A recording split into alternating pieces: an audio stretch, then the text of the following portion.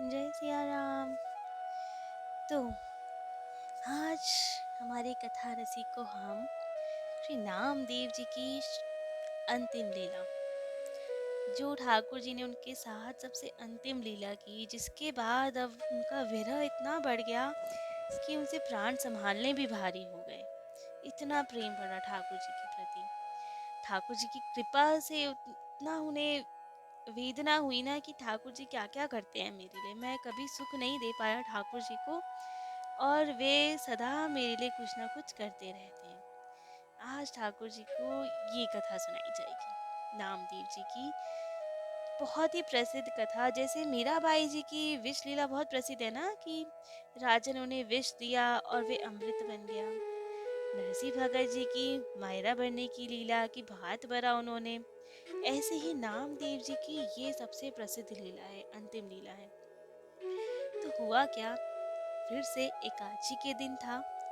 खूब देर बढ़िया से व्रत आदि किया उन्होंने, और जैसे कि हर बार एकादशी भी करते, रात्रि जागरण और कीर्तन चल रहा था। खूब उत्साह से, खूब प्रेम से कीर्तन हो रहा था।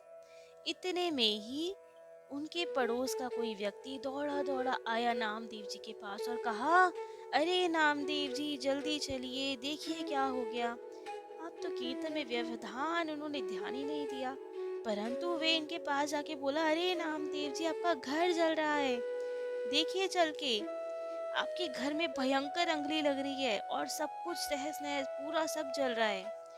अब जैसे मैंने पहले ही बताया था कि नामदेव जी अलग रहते थे, उनका पूरा परिवार एक जगह रहता था, परंतु नामदेव जी अपनी अलग कुटिया बना के रहते थे, जिससे खूब प्रेम से भजन आदि हो सके। तो नामदेव जी वाली कुटिया में भयंकर भीषण अग्नि लग गई थी। तो इसलिए ही वो पड़ोसी भागा हुआ आया और नामदेव जी से कहा कि आपके यहाँ बहुत भयंकर अग्नि लग गई है, जल्दी चलिए, सब सामान जलता जा रहा है। नामदेव जी ने कहा ठीक है, आते हैं थोड़ी देर में, और अपना कीर्तन में मस्त हो गए। अब तो पड़ोसी बड़ा परेशान कि ये सच्ची में ही पागल है क्या, इनका घर जल रहा है, एक तो मैं बताने आया हूँ और इन्हें कोई चिंता ही नहीं। नामदेव जी को कोई चिंता ही नहीं। उनके भाव ये थे कि घर ठाकुर जी का है, अग्नि तो खुद ही ठाकुर जी है, अग्नि अब नारायण स्वरूप ही है, तो जिसका घर है वही तो आए, अपने आप देखिए, मेरे को क्या चिंता करनी है। तो इसलिए उन्होंने कोई परवाह ही नहीं की और खूब प्रेम से अपना कीर्तन करने लगे। परंतु अब उनके जो पड़ोसी थे वो इतने अच्छे थे, उन्हें लगा कि अरे बेचारे नामदेव जी का सब जल जाएगा, तो क्यों ना हम ही थोड़ी मदद कर दे, वो तो आधा पागल है, कीर्तन में बैठा हुआ है, हम ही थोड़ी सेवा कर दें, संत तो है ही, कम से कम कुछ पुण्य मिले।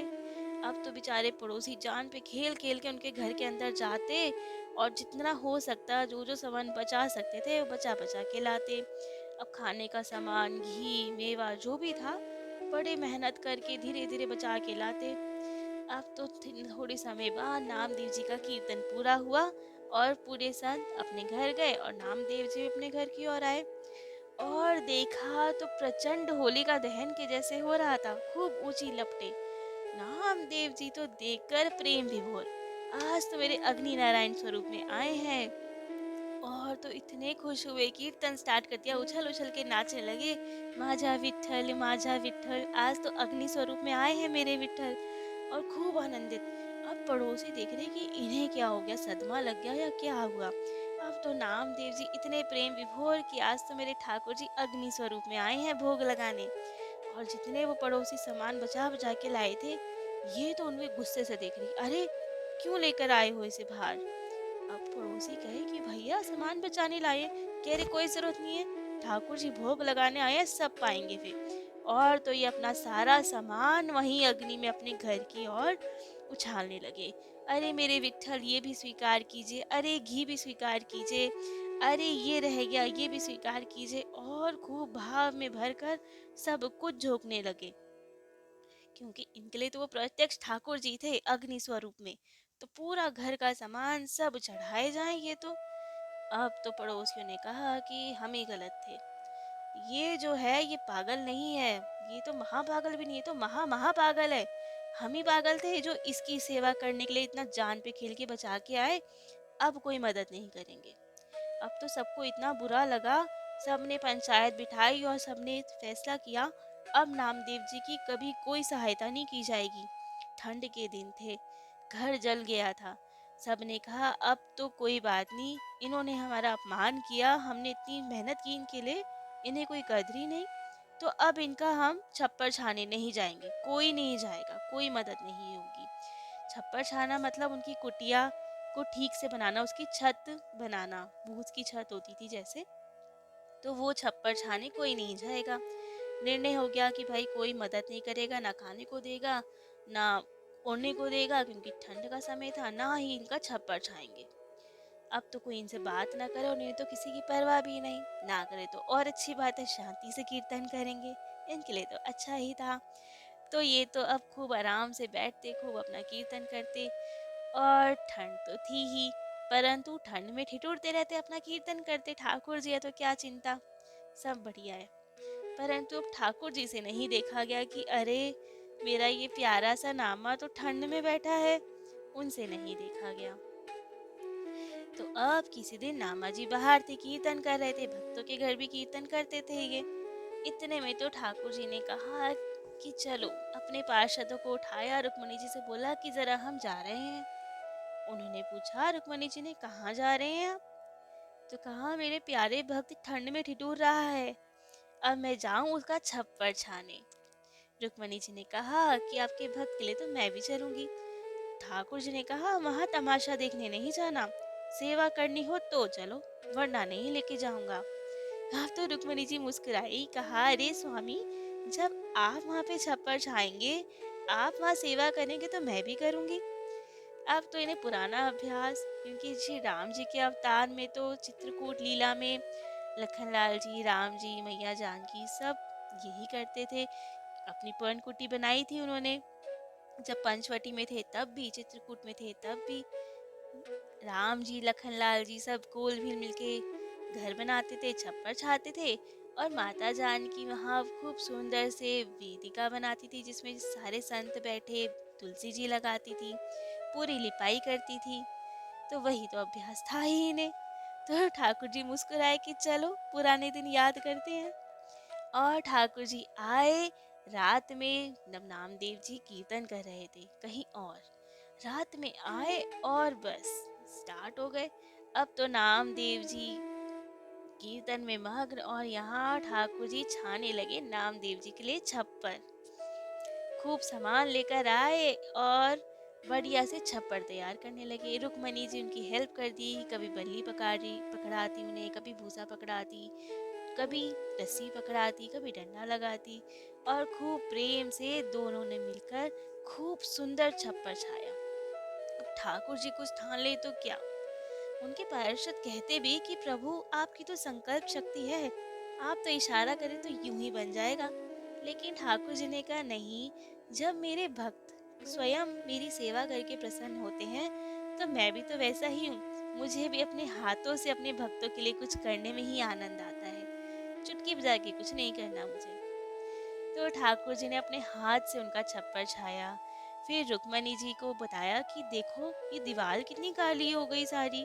तो रुक्मणी जी ने अब उसकी पुताई की, पूरा घर सुंदर गोबर से लीपा, वेदिका बनाई, उसमें सुंदर सुंदर डिजाइन्स बनाए और खूब सुंदर घर बना दिया उनका, रात रात भर में ही।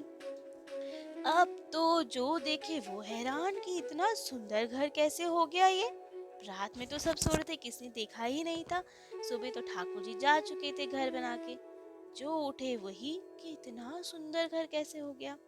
अब नामदेव जी का जब रात्रि जागरण कीर्तन पूर्ण हुआ तो वे आए और देखा कि अरे मेरे घर के पास भीड़ क्यों लग रही है। तो नामदेव जी ने देखा, अरे ये क्या हो गया, ये किसने किया इतना सुंदर।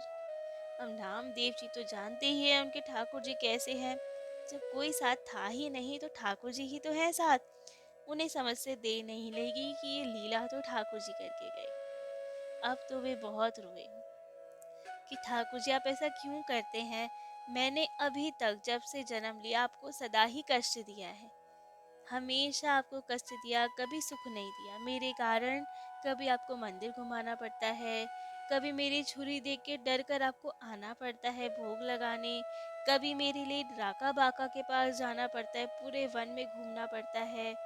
कभी कमर में दर्द हो जाता है मेरे कारण, कभी पत्थर से प्रकट होना पड़ जाता है, कभी श्वान बनना पड़ जाता है। मैंने आपको कभी सुख नहीं दिया, हमेशा दुख ही दिया है मैंने आपको। और वे इतने भावुक हो गए, अब तो वे अपने घर में जाते ही नहीं। क्यों नहीं जाते? ठाकुर जी ने बनाया अपने हाथों से, उसमें कदम कैसे रखे, उसमें चरण कैसे पधराए, ठाकुर जी ने बनाया है। बस उसे बैठ के बाहर अपने घर को निहारते रहते कि ठाकुर जी ने कैसे बनाया होगा। ऊपर चढ़े होंगे अपने कर कमलों से, इतने कोमल कर कमलों से कितनी मेहनत की होगी, माता ने कैसे किया होगा, पूरी लिपाई की होगी, चित्रकारियां बनाई होंगी। अब तो वे बहुत प्रेम विवल रहने लगे। जाते वहां धरती को प्रणाम करते, दीवारों पे लिपट के खूब रोते, अपने घर को देखते रहते। और ये दशा हो गई उनकी अब कि सब छूट गया। ना उनसे अब कुछ खाया जाए, केवल रोते रहते, अपने घर को देखते रहते कि ठाकुर जी मैंने बहुत कष्ट दिया आपको, हमेशा मैंने बहुत कष्ट दिया, मेरे कारण क्या क्या करना पड़ा आपको। अब उनका विरह, ठाकुर जी के प्रति प्रेम इतना बढ़ गया कि उन्होंने अब विट्ठल को याद किया और कहा, अब नहीं रहा जाता आपके बिना। अब इस संसार में, इस शरीर में नहीं रहना जिसने आपको सदा ही कष्ट दिया है। अब अपने साथ ले चलिए, जहाँ आपको भी कोई कष्ट ना मिले, मैं कुछ तो सेवा कर पाऊँ आपकी। अब नामदेव जी 80 वर्ष के हो चुके थे, परंतु बिल्कुल स्वस्थ थे, कोई रोग नहीं था उन्हें। लेकिन बस विरह अग्नि बहुत ही, बहुत बहुत प्रेम में विह्वल रहते थे ठाकुर जी के, सदा रोते रहते थे। अब तो उनसे नहीं रहा गया। ठाकुर जी ने अब कहा कि नामा, यही रहूं ना आपके साथ, तिलक करने में तो खूब आनंद आता है। लेकिन उनकी दशा ऐसी थी कि उनसे नहीं रहा जा रहा था। उन्होंने कहा, नहीं विट्ठल, अब और नहीं रहा जाता इस शरीर में, अब बस, अब आपको और कष्ट नहीं देना, अब मुझे ले चलो अपने साथ। ठाकुर जी ने स्वीकृति दी और कहा, ठीक है, बताइए कैसे चलेंगे आप मेरे साथ, किस तरह से चलेंगे। अब नामदेव जी ने कहा कि मुझे आपकी सीढ़ी पे स्थान मिले, प्रथम सीढ़ी पे स्थान मिले, जिससे सब चरणों की, सब भक्तों की चरण रज मुझ पे पड़ती रहे और मेरी समाधि वहीं बने, आपकी पहली पहड़ी पर। जो भी भक्त जाए मेरे पे चढ़ चढ़ के जाए, जो मेरा थोड़े पाप कम हो जाए, मैंने तो सदा कष्ट दिया है ना आपको, वही मेरा प्रायश्चित होगा कि सब भक्त मुझ पे चढ़कर जाए, उनकी चरण रज मिले तो मैं शुद्ध हो जाऊंगा। ठाकुर जी की आंखों में आंसू कि क्या बातें कर रहे हो आप, तो मेरे इतने प्रिय भक्त हो और कैसे कह रहे हैं। इतनी दीनता है नामदेव जी में, जबकि हर समय नाम स्मरण करते थे वे, इतना भजन करते थे, इतना प्रेम करते थे ठाकुर जी से, फिर भी उन्हें लगता था मैंने प्रेम किया ही कहाँ है ठाकुर जी से। ये उनकी दीनता थी। अब लेकिन ठाकुर जी को तो उनकी बात माननी ही थी। ठाकुर जी ने कहा, ठीक है नामा, जैसा आप चाहते हैं ना वैसा ही होगा। और उन्हें बता दिया कि आषाढ़ कृष्ण त्रयोदशी को, त्रयोदशी मतलब 13 तारीख हिंदी हिसाब से, तो उस दिन आपको हम स्वीकार करेंगे, अपने धाम ले चलेंगे। अब तो नामदेव जी खूब प्रसन्न घर पे आए और किसी से छुपाया नहीं। जब वो दिन आया तो उन्होंने बता दिया, अपनी माँ को बताया पहले कि माता, मेरा अब चलने का समय आया और मैं जा रहा हूँ, मुझे आज्ञा दीजिए। माँ ने कहा, पुत्र कहाँ जा रहे हो? नामदेव जी का परिवार बहुत बड़ा था, उनकी माता थी, उनकी पत्नी थी, चार पुत्र वधू, एक बेटी, एक उनकी शिष्या जनाबाई, जिन्हें वे बेटी ही मानते थे, एक पोता था। उस वक्त उनकी बड़ी बहू और पोता, जो सबसे बड़े पुत्र है ना उनके, उनका बेटा था जिसका अभी हमने जिक्र किया, मुकुंद दास। वे दोनों घर पे नहीं थे, केवल वे अपनी मायके गई हुई थी अपने पुत्र को लेकर वहां रहने के लिए। बाकी पूरा परिवार नामदेव जी के समक्ष था। और नामदेव जी ने बताया कि माता, अब ठाकुर जी के पास मुझे जाना है, राम बुलावा भेजे, अब मैं शांति से अपने ठाकुर के पास जाऊंगा। माता को बड़ा आश्चर्य हुआ कि ये क्या बात कर रहे हैं हम, परंतु नामदेव जी ने कहा, हाँ मैया, अब और नहीं रहा जाता उनके बिना, अब ठाकुर जी ने स्वीकृति दे दी है और अब मैं ठाकुर जी के पास जाऊंगा। तो माँ ने कहा कि बेटा, हमेशा आपके साथ रहे हम, तो क्या हमें नहीं लेके जाओगे? आपकी माता हूँ मैं, तो मुझे भी तो साथ ले चलो।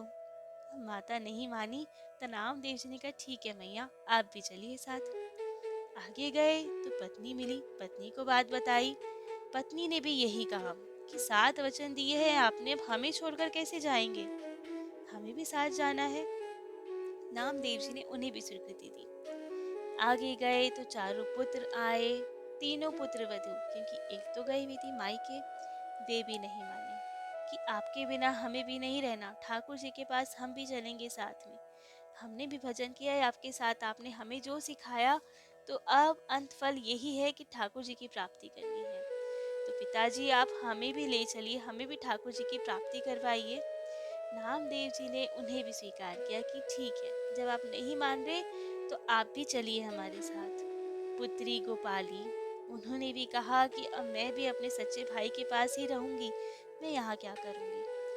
और जनाबाई, जनाबाई ने कहा, जनाबाई का चरित्र हम कल श्रवण करेंगे। अद्भुत भक्ता है ये, बहुत सिद्ध भक्ता, अद्भुत भक्ता, जिसने सेवा के माध्यम से ठाकुर जी को प्राप्त किया। जनाबाई ने भी कहा कि बाप जी, मुझे कहाँ छोड़ के जाएंगे आप, मुझे भी तो ले चलिए ना आप। नामदेव जी ने कहा ठीक है पुत्री, आप भी चलिए। नामदेव जी की 2 बहनें, वे भी साथ में रही। कुल 14 लोग, नामदेव जी के परिवार के 14 लोग नामदेव जी के साथ गए और गए विठलनाथ जी के मंदिर तक। इस बार अंदर नहीं गए, ठाकुर जी का स्मरण किया। नामदेव जी प्रथम पैड़ी पे लेट गए, खूब भजन कीर्तन करने लगे। और उनकी माता दूसरी पे, उनकी पत्नी, फिर उनकी 2 बहनें, उनके 4 पुत्र, तीनों पुत्र वधू, उनकी बेटी जनाबाई, सब एक एक सीढ़ी पे लेटते चले गए और ठाकुर जी का सुमिरन करके प्राणों का विसर्जन करते गए, प्राण त्याग करते गए। नामदेव जी सबको देखते रहे कि ठाकुर जी सबको स्वीकार कर रहे हैं नामदेव जी के नाते। ठाकुर जी ऐसे हैं कि एक भक्त के नाते सबको स्वीकार करते हैं, पूरे परिवार को स्वीकार करते हैं। एक भक्त से, एक से नाता है तो सब ठाकुर जी के अपने हैं। तो नामदेव जी के नाते सबको स्वीकार करते गए, सब ठाकुर जी का सुमिरन करते गए, एक एक सीढ़ी पे अपने प्राण त्याग करते गए। अब तो जब सब स्वीकार हो गए, अब नामदेव जी ने ठाकुर जी को पुकारा। उनका कीर्तन करते हुए वे प्रथम पैड़ी पर लेट गए और ठाकुर जी की ओर प्रस्थान किया उन्होंने, उनके भी प्राण निकल गए।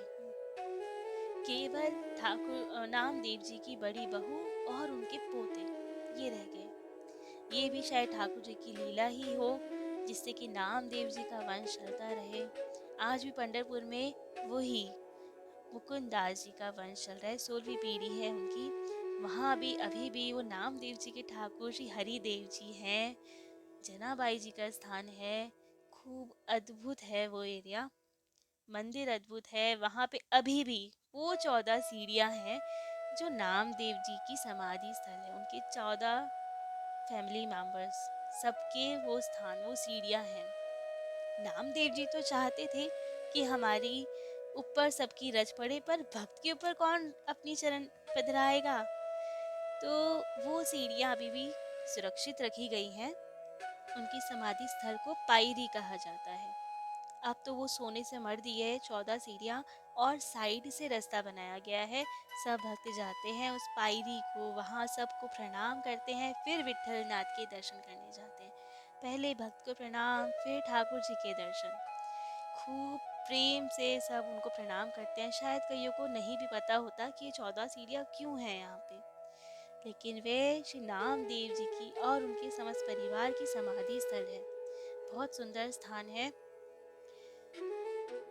जब नामदेव जी ने समाधि ली, उन्होंने शरीर छोड़ा, तब ठाकुर जी को भी इतना दुख हुआ, उनकी माला नीचे गिर गई और ठाकुर जी ने हृदय से लगाकर अपने नामों को स्वीकार किया। आज भी आषाढ़ कृष्ण त्रयोदशी को वहाँ मेला लगता है पंढरपुर में, और वहाँ महाराष्ट्र के लिए जो पंढरपुर तो वृंदावन ही है, सबकी बड़ी वारकरी यात्रा निकलती है। इतनी सुंदर यात्रा होती है, इतने डिसिप्लिन में सब रहते हैं ना, मानो कि सतयुग आ गया हो, कलयुग की नहीं लगती वो यात्रा। खूब प्रेम से सब माताएं और सब पुरुष सब खूब आनंद से कीर्तन करते हुए जय जय राम कृष्ण हरि श्री विट्ठल जय जय विट्ठल खूब आनंद से कीर्तन करते हुए खूब दूर दूर से पैदल चल के यात्रा करते हैं। दूर दूर से लोग उस वक्त मेले में आते हैं। सबके सिर पर माताओं के सिर पर तुलसी जी का विरवा होता है। सब पुरुषों के हाथ में बड़ी सी करताल होती है और खूब कीर्तन करते हुए वहाँ जाते हैं। नामदेव जी की जय, श्री त्रिलोचन दास जी की जय, सबकी जयकार करते हुए करताल बजाते हुए खूब आनंद से वो यात्रा करते हैं। दिल्ली में भी एक नामदेव जी का मंदिर है। दिल्ली में एक बहुत फेमस साईं मंदिर है लोधी रोड पे, और वहीं पास में श्री नामदेव जी का मंदिर है, जहाँ बहुत ही आनंद मिलता है और खूब सुंदर दर्शन होते हैं। तो कभी दिल्ली भी जाना हो तो नामदेव जी के दर्शन और उन्हें खूब प्रेम से माझा विठल का जय जय राम कृष्ण हरि का कीर्तन सुनाएगा और उनके चरणों में प्रार्थना कीजिएगा कि जैसे आपको ठाकुर जी से इतना प्रेम है, इतनी भक्ति है आपके हृदय में, वैसे ही दीनता, वैसे ही प्रेम, वैसी ही भक्ति हमें भी प्रदान कीजिए। सीता राम चरण रतित मोरे अनुदिन बड़े अनुग्रह तोरे। संतों की कृपा से ही राम जी की और कृष्ण जी की भक्ति मिलती है। संत कृपा हो गई तो बस ठाकुर जी का मिलना निश्चित है। संत सरल चित जगत हित जानि स्वभाव स्नेहु बाल विनय सुनि करी कृपा श्री राम चरण रति देहु। उनकी इच्छा हुई, उनकी कृपा रही तो राम जी के चरणों की रति तो अवश्य मिलेगी। तो आज के लिए इतना ही। श्री नामदेव जी का चरित्र यही विश्राम देते हैं। कल श्रवण करेंगे परम भक्ता अद्भुत भक्ता श्री जनाबाई जी के बारे में। आज के लिए इतना ही। जय जय श्री सीताराम।